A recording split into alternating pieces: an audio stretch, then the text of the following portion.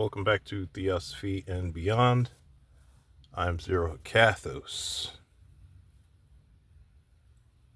Give me one quick second here. All right. In the hidden quarters of a cult tradition, there is a spirit known as Master Leonard, a demon of dual nature, a lord of hidden fire, and a teacher who walks between sanctity and transgression. His lessons are not given in temples of light, but in places where light has been perverted, where faith becomes control and devotion becomes fear. Leonard's teachings often begin in the house of false light.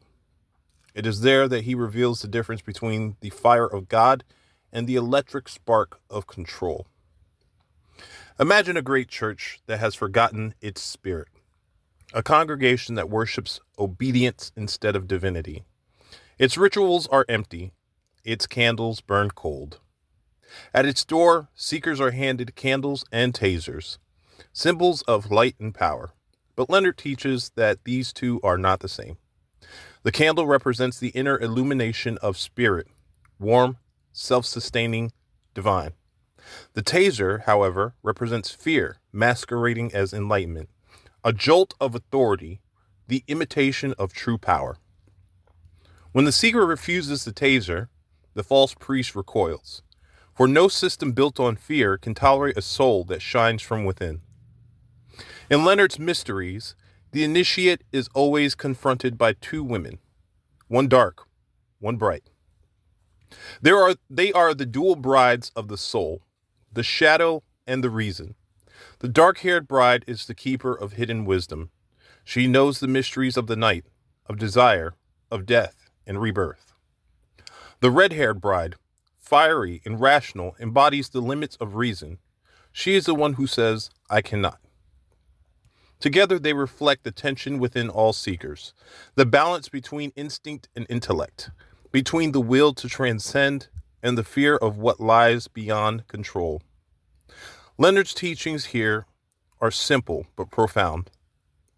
To awaken divine power, one must unite these two brides within, marrying the wildness of instinct to the clarity of thought.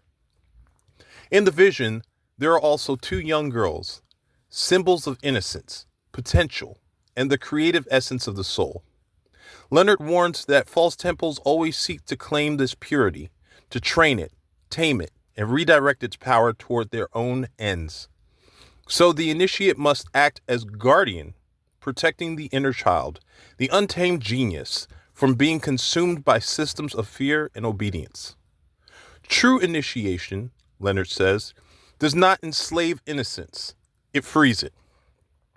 Master Leonard's name itself comes from the old root word Leon, meaning lion-hearted, the strength to face divine fire without flinching. His lesson is one of discernment. There is fire that burns to purify and a fire that burns to control. The candle and the taser. The church and the self. False light and true fire. Leonard teaches that every seeker must learn to tell them apart. To follow Master Leonard is to walk between extremes. He is the silent priest who presides over the forbidden rite, not to glorify sin, but to reveal the hollowness of false holiness. He whispers, do not seek power to control others. Seek fire to awaken yourself. The false church will always hand out tasers, symbols of authority, conformity, and fear. But Leonard's initiates light their own candles, and through that flame, they remember what was lost before dogma, before hierarchy, before control, the sacred, ungoverned divinity within.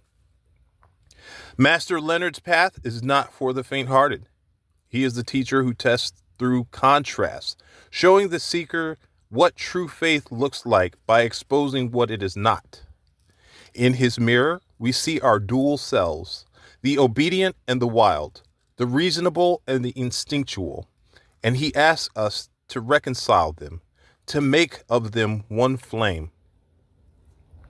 And when that union is complete, the seeker no longer needs the taser, for the inner fire has already been lit.